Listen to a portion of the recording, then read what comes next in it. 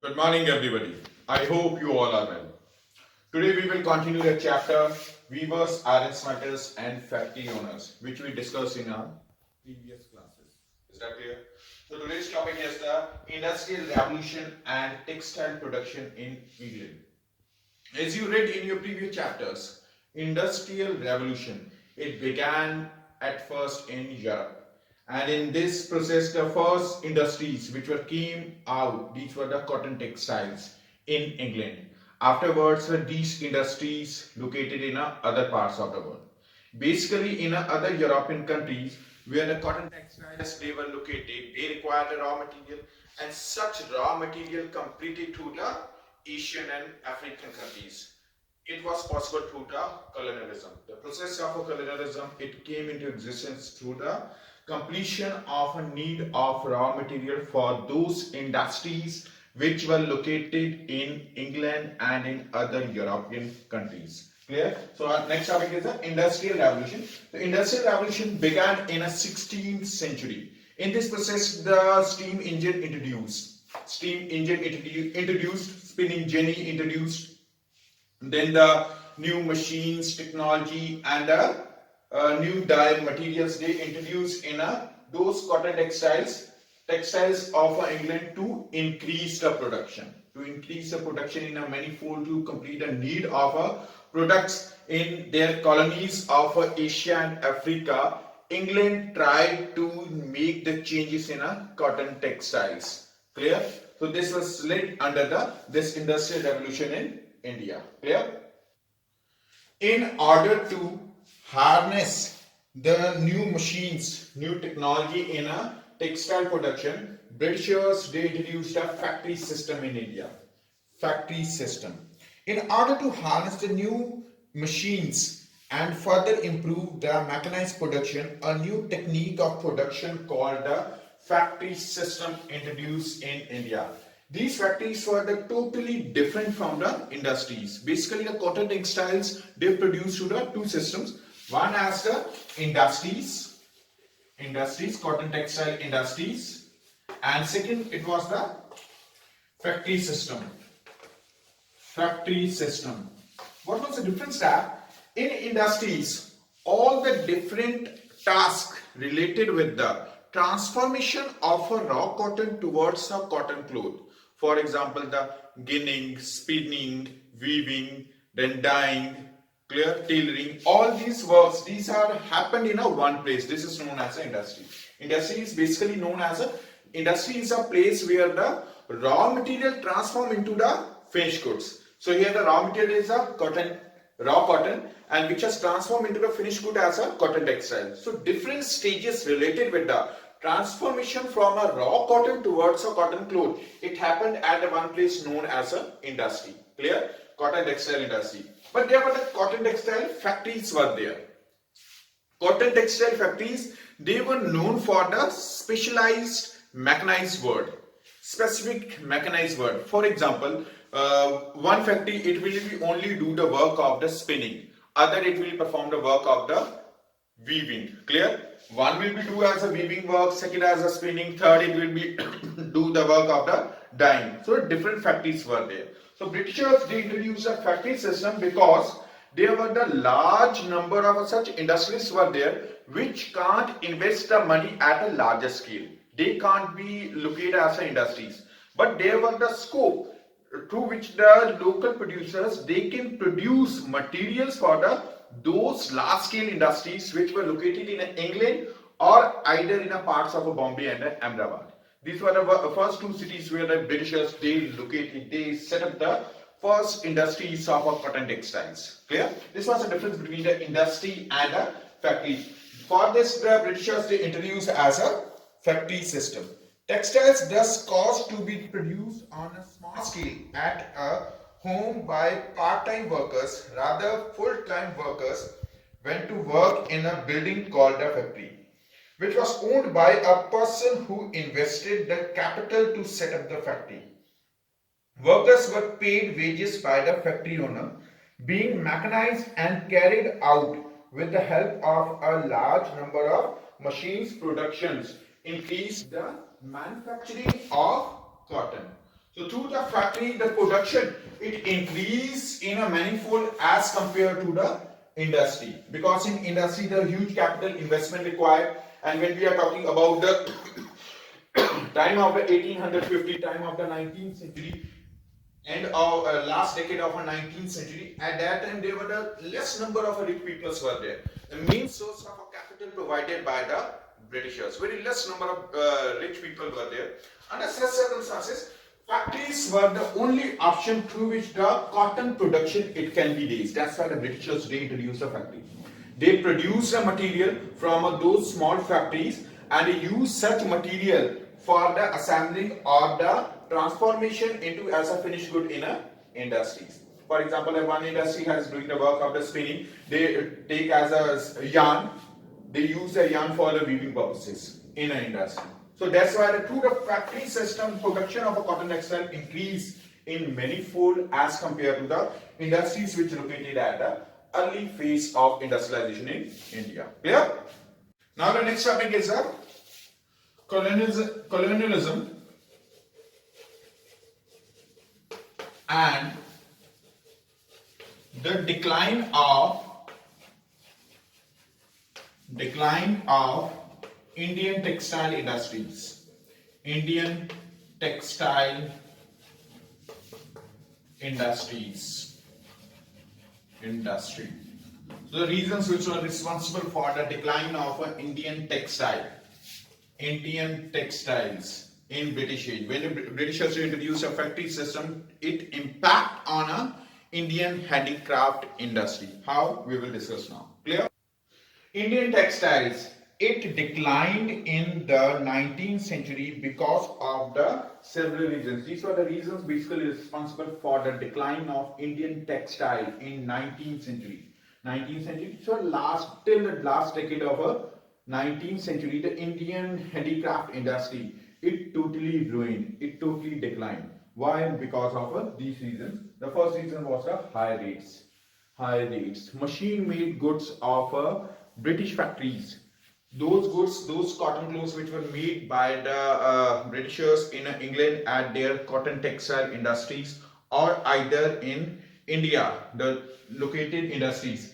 These industries make the cloth which was cheaper as compared to the handicrafts, as compared to the local producers of India.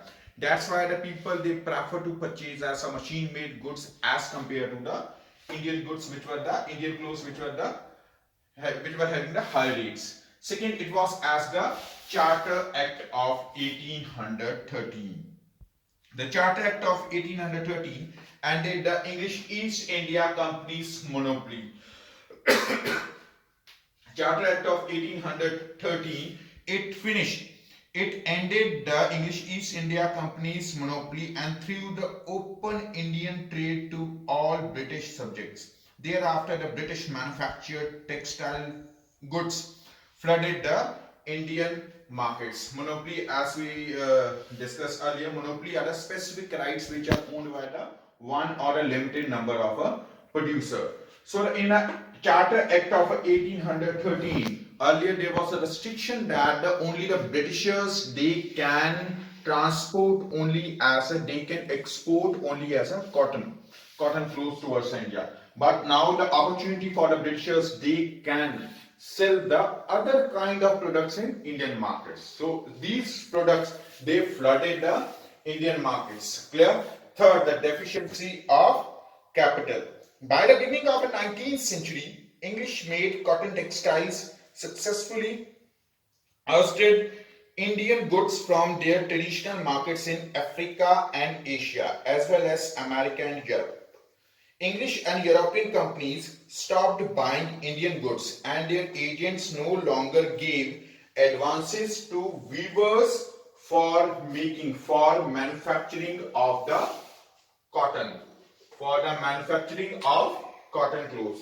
So those local producers, small scale weavers which produce earlier the cotton clothes by hiring the loans from the taking as a loan, borrowed the loan from the moneylenders, landlords or some other sources, so that they were not having as a proper capital. capital not available for them through which they can purchase the raw material from the farmers and sold the material to the market. So deficiency of a capital, it was one of the reasons responsible for the local producers to stop their production.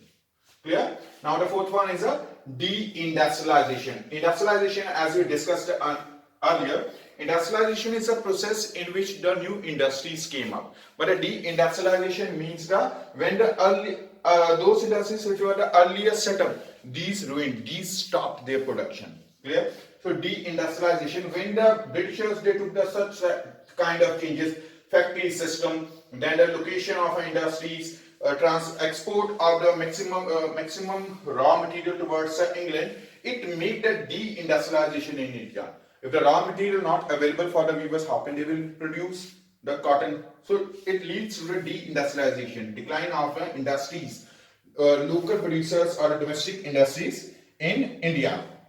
Next one, it was a loss of a royal patronage. Earlier, the rulers they supported the weavers, local producers, but due to the advent of Britishers, the English East India Company, the British government adopted a certain coercive or suppressive policies which affected the Indians. The destruction of many local Indian courts and a loss of royal patronage proved to be a major setback to the textile industry.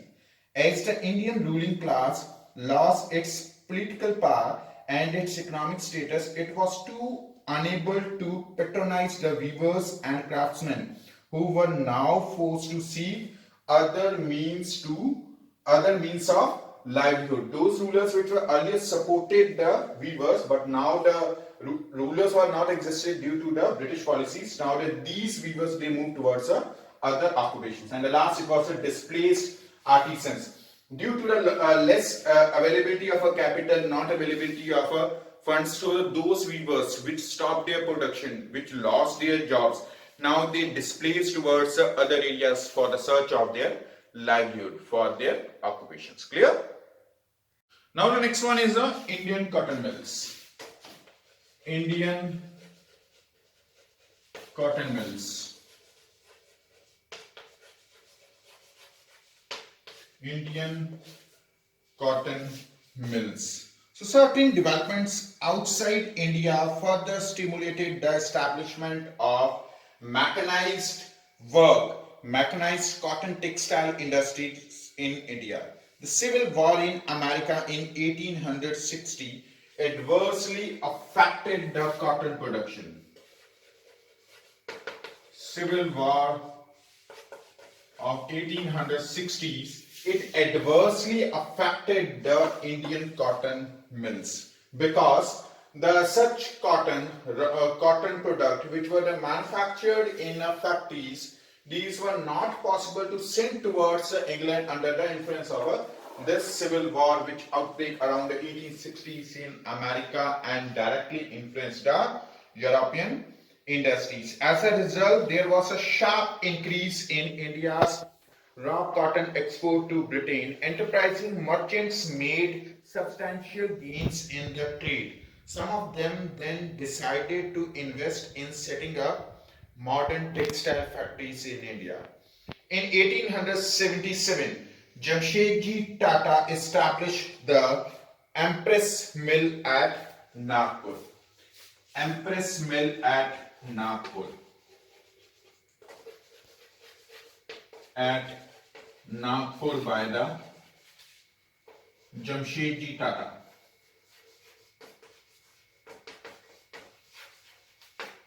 Jamshedji Tata, it was set up the Empress Mill at Nagpur in 1877. Soon more mills were set up in Ahmedabad, Madras, Bengal and Punjab. The cotton textile industry became one of the first largely Indian-owned modern industries in India. By 1900, there were about 87 cotton mills operating in India.